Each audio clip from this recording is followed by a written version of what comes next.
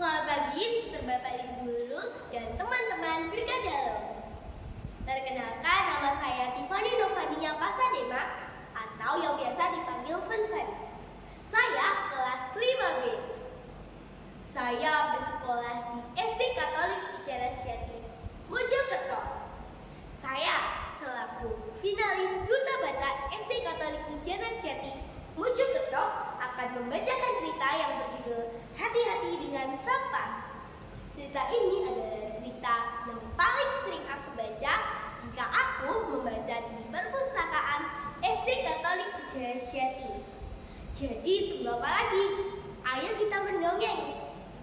Pada suatu hari, teman-teman San berkunjung ke rumah San. Ternyata San masih tidur. Dan teman-teman San memanggil terus dengan berkata, "San, teman-temanmu ini datang. Ayo keluar, kita bermain." Lalu San bangun dan ia menyadari bahwa itu teman-temannya. Ia berjanji untuk mengajak teman-temannya pergi ke Ngarai. Sesampainya di Ngarai, San kaget. Kenapa? Karena walau pagi-pagi buta, sudah banyak orang di sana. San mencari tempat yang sedikit sepi dan ia segera memancing bersama teman-temannya. Lalu ia berjalan menuju Ngarai dan ternyata kakinya luka dan ia berkata, "Aduh sakit, kakiku sakit." Ayah San terkejut dan membawanya ke rumah sakit terdekat. Kata Pak Dokter, "Bapak, Ibu, ternyata anak Anda terkena luka serpihan kaca yang sedikit agak dalam lukanya." Papa San dan Mama San sangat terkejut. Tapi setelah 1 minggu berlalu, San dan luka kakinya San ternyata sudah membaik. Dan San pergi bersama teman-temannya ke Ngarai. Dan sesampainya di sana, ternyata sudah banyak sekali sampah yang berserakan. San kaget. Lalu ia berpikir kepada teman-temannya dan berkata, "Teman-teman, ayo kita membersihkan sampah tersebut." Ia berlelah-lelah, siang hari panas-panasan. Ia membersihkan sampah. Ada banyak karung yang sudah ia korbankan untuk menaruh sampah-sampah tersebut. Sebelum ia pulang, ia mendengar suara percikan air. Percik, percik. Ternyata ada dari kaleng bekas yang berisi suatu anak ikan. San membawanya pulang dan bertanya pada ayahnya, "Kenapa anak ikan ini ada di dalam kaleng ini, Bapak?"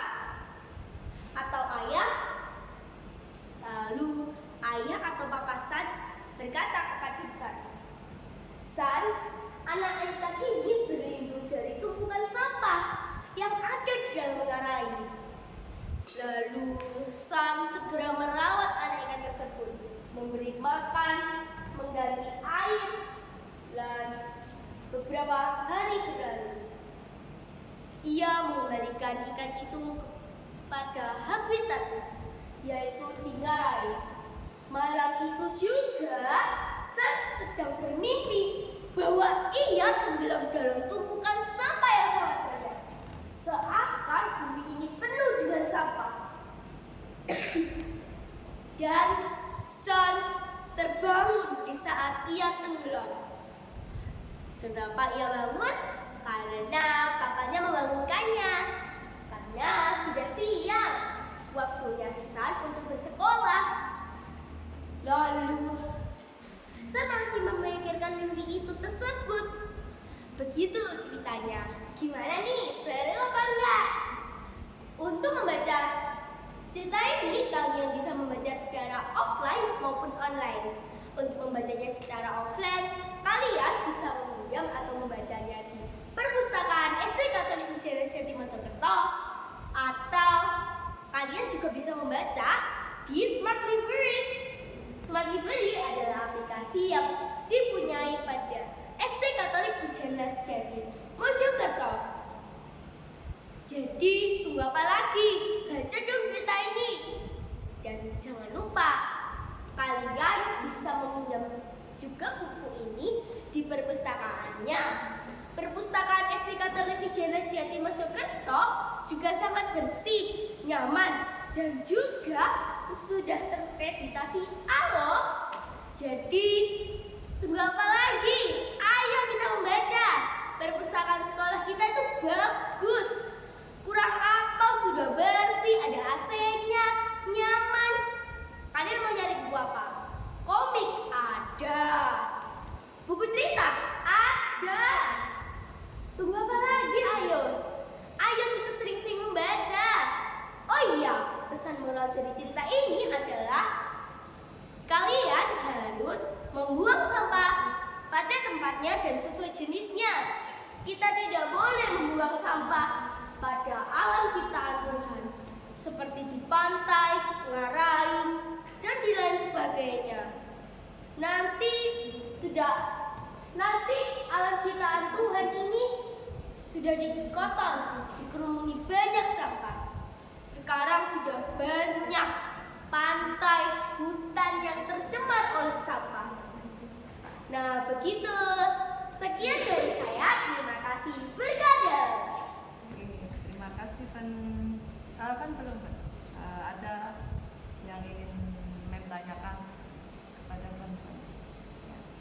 Yang pertama, kalau misalnya Fen ini ya nanti terpilih jadi duta baca tahun ini, kira-kira rencana apa yang akan Fen lakukan? Ya, misalnya bagaimana cara Fen untuk mengajak teman-teman, adik-adik, kakak-kakak untuk gemar membaca buku. Oke. Terima kasih atas pertanyaannya Mema ya. Jadi, aku akan terus mengajak teman-teman untuk membaca. Dengan cara, aku akan terus berkata, teman-teman, ayo kita membaca. Kalau sudah waktunya pinjam bukulah. Kesempatan ini jangan disia-siakan.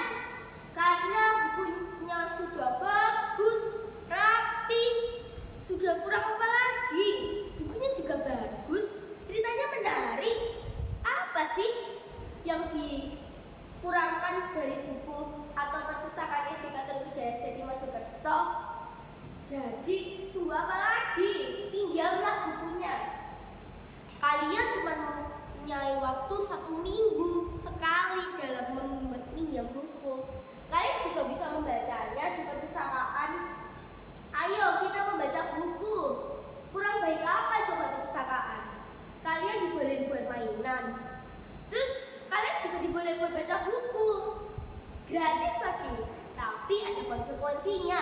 Jika kalian meminjam buku lebih dari 3 hari, kalian dapat denda. Tapi kalian juga harus disiplin. Jangan meremehkan. Oh, kalau aku meminjamnya cuma 4 hari, padahal aku cuma bayar 1.000. Nggak boleh. Kalian harus lebih disiplin. Walaupun uang itu kecil jumlahnya. Dan saya akan berkata kepada teman-teman saya, perpustakaan kita sudah terakreditasi A. Dan saya akan menjadi duta baca yang baik dengan cara mengajak teman-teman saya untuk selalu membaca buku di perpustakaan online maupun offline. Dan saya juga akan berkata, jika kalian rajin membaca, kalian juga bisa mendapatkan gelar pembaca paling aktif dalam perpustakaan. Semisal Joy selalu dapat gelar perpustakaan setiap tahunnya. Nah, kalian mau kan kayak Joy? Jadi penghargaan yang berulang kali. Nah, kalian harus membaca buku karena buku adalah jendela dunia. Dan saya akan menjadi pribadi yang lebih suka membaca buku lagi. Dan setiap saya meminjam buku, saya akan menuliskan pesan moral di suatu buku catatan dan saya akan melakukannya. Terima kasih. Itu adalah hal yang saya lakukan jika saya menjadi duta baca. Terima kasih atas pertanyaannya. Terima kasih, Pak.